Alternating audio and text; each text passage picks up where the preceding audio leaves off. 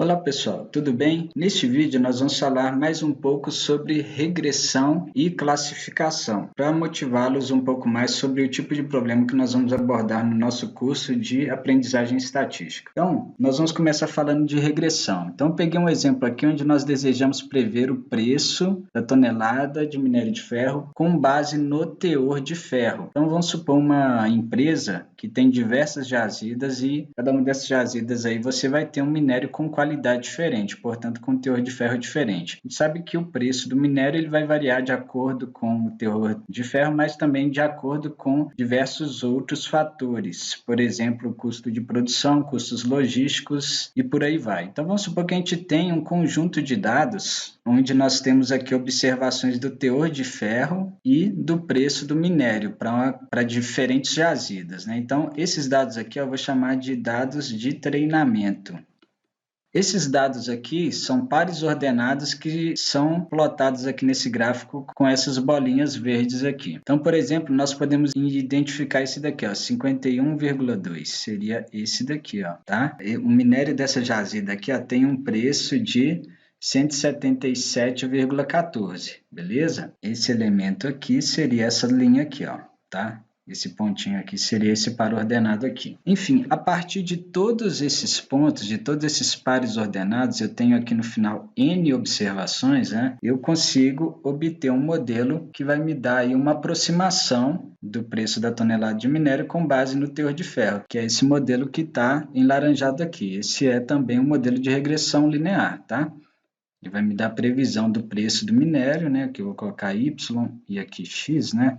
Então, quando eu coloco chapéu, estou fazendo uma previsão, né? Então, ele vai me dar o preço do minério em função do teor de ferro. Esse modelo, para esses dados aí, foi estimado da seguinte forma: o melhor modelo de regressão linear simples. Y é igual a 151,43 mais 0,48 vezes x, onde x é o teor de minério de ferro, tranquilo? Em porcentagem, tranquilo? Recordando da primeira aula, esse primeiro coeficiente aqui é uma constante que a gente chama de beta 0 e esse segundo aqui é um coeficiente linear que a gente chama de beta 1. Então, esse modelo, de forma geral, ele pode ser descrito assim, ó, y é igual a beta 0 mais beta 1 vezes x, é um modelo de regressão linear simples, tá? Como que nós utilizamos esse modelo na prática? Então, eu tenho um conjunto de dados que é um conjunto de dados de treinamento, a partir deles eu estimei esse modelo aqui, certo? Eu posso até destacar esse modelo aqui. Para utilizar esse modelo, eu vou considerar o que a gente chama de dados de teste. Então, por exemplo, vamos supor que eu tenho aqui um dado de teste e esse dado de teste é de uma jazida que tem lá um minério com teor de 52,5% e o preço de 175. Então, se eu quiser fazer a previsão, vamos tentar localizar isso daqui no nosso gráfico, está por aqui assim, né? Ó. Se eu quiser saber quanto que é o valor previsto, o valor vai dar por aqui assim, ó. Eu posso utilizar essa equação para saber exatamente, ó. Vai ser y de 52,5, x igual a 52,5, vai ser 151,43 mais 0,48 vezes 52,5. Então, o preço previsto, né, para essa jazida aqui, segundo o nosso modelo, essa jazida com teor de 52,5 segundo o nosso modelo, vai ser de 176,65 dólares a tonelada. Só que se nós observarmos a realidade, é que o pessoal lá dessa jazida estimou em 175. Então, eu tenho um erro associado a esse dado de teste aqui. O erro vai ser de 175 menos 176,65, que é basicamente o valor real ou observado menos o valor estimado pelo nosso modelo, tá?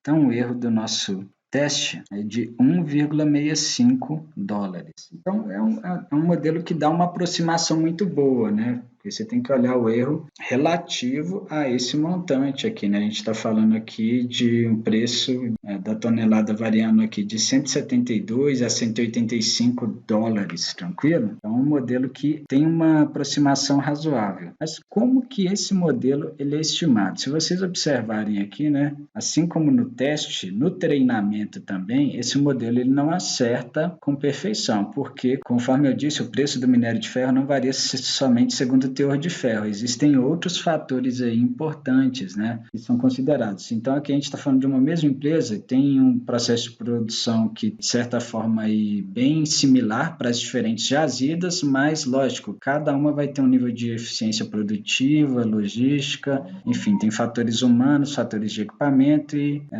nesse sentido, você tem aí uma variação aí do preço devido a tudo isso. E para cada observação aqui, né, nós vamos observar que eu tenho o valor real e eu tenho um valor estimado pelo modelo. Isso aqui então seria y para essa observação, né? E aqui para esse mesmo valor de x, né? Eu tenho um y chapéu que diverge um pouco do observado. Tá ok? Essa diferença aqui, ó, do observado e do estimado pelo nosso modelo, que é o y chapéu aqui, é o que a gente chama de resíduo. Então, para cada observação, nós vamos ter um resíduo, E1, E2, até o, vou apagar aqui, enésimo valor residual. Né? Então, basicamente, o que nós fazemos para estimar o melhor modelo, a melhor aproximação aqui, é fazer a soma dos quadrados dos resíduos, E1 ao quadrado mais E2 ao quadrado, e minimizar isso daqui, tá? Lembrando que o iésimo resíduo seria a iésima observação menos o iésimo valor previsto, para i igual a 1 até n, tá? Então, eu calculo essas diferenças, elevo ao quadrado e minimizo. Depois a gente vai entrar em mais detalhes sobre esse procedimento, mas basicamente o que a gente está fazendo é aplicando o método de mínimos quadrados, que minimiza a soma dos quadrados dos erros de previsão, tá? O resíduo é simplesmente o erro de previsão do nosso modelo, tá? Sempre que a gente pegar a bibliografia de língua inglesa, a gente vai ver isso daqui, ó, RSS, Residual Sum of Squares, soma dos quadrados dos resíduos. Tá? Então, basicamente, o modelo de regressão linear, ele vai fazer uma aproximação que minimiza a soma dos quadrados dos resíduos. Tá? Enfim, mas aqui é um método que é o método de regressão linear. Então, mas além dos modelos de regressão linear, o que mais nós podemos ter de métodos aí para problemas de regressão? Então, primeiro que no caso da regressão mesmo, eu posso ter aqui, por exemplo, termos quadráticos também, né? Por exemplo, então posso ter um beta 2x2 ao quadrado, mas eu posso também ter um modelo de regressão linear múltipla. Então, y é igual a beta 0 mais beta 1x1 mais beta 2x2, ou seja, um modelo que é linear, mas é função de duas variáveis, né? Função de x1 e x2. Então, poderia prever o preço do minério, por exemplo, com base no teor de ferro e com base no custo de produção, tranquilo? Mas, enfim, todos esses são modelos, né, aí de regressão com base em modelos lineares. Mas existem outros métodos, a gente pode trabalhar para regressão. Diversas outras abordagens. Então, aqui a gente está na classe de modelos lineares, né, mas a gente pode trabalhar também com árvore de decisão, decision tree, né? Floresta aleatória. Nós podemos trabalhar com máquinas de vetores de suporte.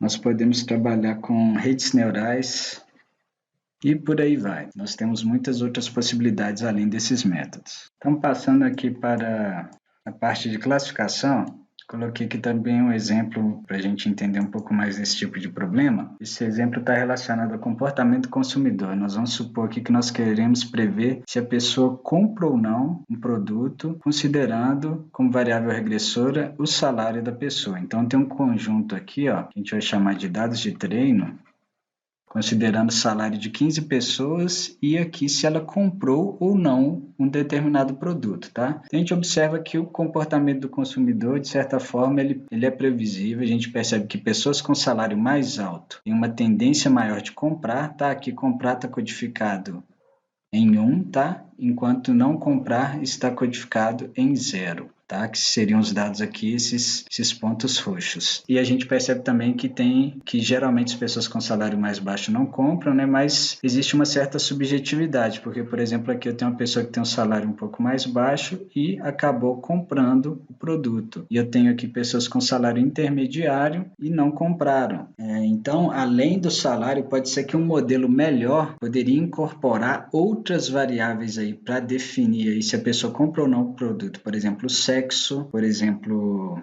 a idade da pessoa. Geralmente uma pessoa mais velha talvez vai pensar um pouco mais se compra ou não compra um produto. Geralmente talvez a pessoa do sexo feminino tenha uma tendência maior aí a comprar, né? Enfim, sem nenhum preconceito, tá, pessoal? Esse modelo, ele vai prever a probabilidade, vai prever que é entre 0 e 1, tá ok? Então, a probabilidade de y igual a 1, dado um determinado valor de x, pode ser escrita matematicamente. Por esse modelo que a gente consegue estimar com base nos dados, a gente consegue treinar, ou seja, aprender com os dados. Vai ficar assim, ó, e elevado a beta 0 mais beta 1x, dividido por 1 mais e elevado a beta 0 mais beta 1x. Tranquilo? Então, esse é o modelo a partir do qual nós conseguimos prever se a pessoa compra ou não compra. Na verdade, o valor de P, né, vai pertencer aqui a um intervalo de 0 a 1. Mas aí a gente vai considerar o mesmo que eu já disse na aula anterior, que se você tiver aqui, ó, nessa faixa, você compra, ou se você tiver aqui, você não compra o produto. Isso é o que o modelo diz, não é a realidade, tá, pessoal? Então, o modelo tenta aproximar a realidade. Então, se P for maior que 0,5, o modelo vai considerar, você vai considerar que a pessoa compra, e se P for menor que 0,5, você vai considerar que a pessoa não compra. Por aqui a gente já percebe que o modelo erra para duas pessoas, né? Essa pessoa aqui e essa. Mas, de certa forma, a gente percebe que de certa para 13, então ele tem uma aproximação razoável aí. Mas lógico, como que a gente observa esse modelo na prática? Depois que você treinou esse modelo, você vai observar se esse modelo vai acertar com novas pessoas que, digamos, vão chegar no estabelecimento. E aí você vai ver, por exemplo, uma pessoa com salário de 7 mil, será que ela compra ou não compra esse modelo? Pois bem, para entender se ela compra ou não compra, vamos ver como que ficaram os coeficientes para esses dados aqui especificamente, tá? Aqui esse modelo a gente chama ele de função logística, tá? Ou função sigmoide, tá? É um dos métodos de classificação que a gente vai trabalhar. Esse método, uma vez que a gente tem aqui um coeficiente linear apenas aqui, ele é considerado um método de classificação linear. Tem aqui uma linha aqui, né? Que define aqui se a pessoa compra ou não compra, uma vez que a gente quer prever de forma discreta. Mas basicamente, para esses dados aqui, o modelo ficou da seguinte forma: probabilidade de y igual a 1, dado salário, né? Dado x, ficou e elevado a menos 6,88 mais 0,0013 vezes x dividido por 1 mais essa mesma quantidade. Então, vamos supor que depois que eu fiz o treinamento, eu quero testar o modelo, né? Então, o teste eu vou fazer com novos dados. Aí chega uma pessoa que tem um salário de 7 mil e essa pessoa comprou o produto. Se eu colocar isso no meu modelo, ó, P de y igual a 1 dado x igual a 7 mil. O que eu vou fazer? Eu vou simplesmente colocar aqui onde está x 7 mil e vou fazer essa continha aqui. Quanto que vai dar essa probabilidade? Vai dar 0,92. E aí, como P é igual a 0,92, se é maior que 0,5, o meu modelo classifica como compra, tá ok?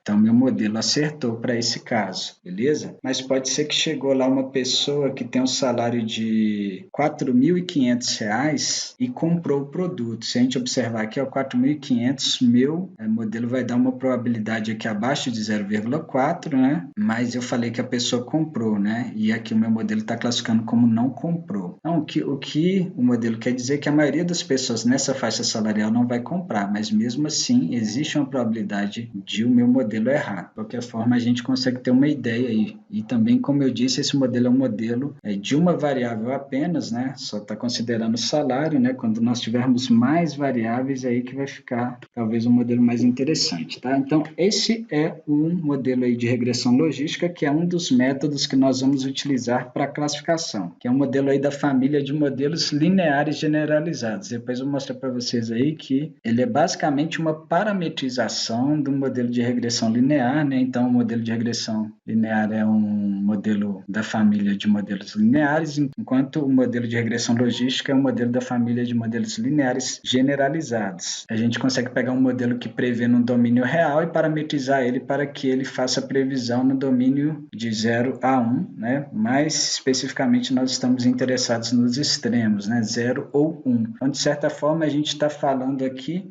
na distribuição binomial, né? A gente está querendo trabalhar aqui N provas Bernoulli, né? A partir de N pessoas que vão chegar depois, quais dessas vão comprar e quais não vão comprar com base no salário. Mas, além da regressão logística, para classificação, nós vamos trabalhar outros métodos, por exemplo, análise linear discriminante, K-vizinhos mais próximos. Tem alguns métodos que a gente tem eles para regressão e para classificação. Então, eu falei lá, quando estava falando de regressão, eu falei de árvores de decisão, floresta aleatória, também vou ter árvores de decisão para classificação.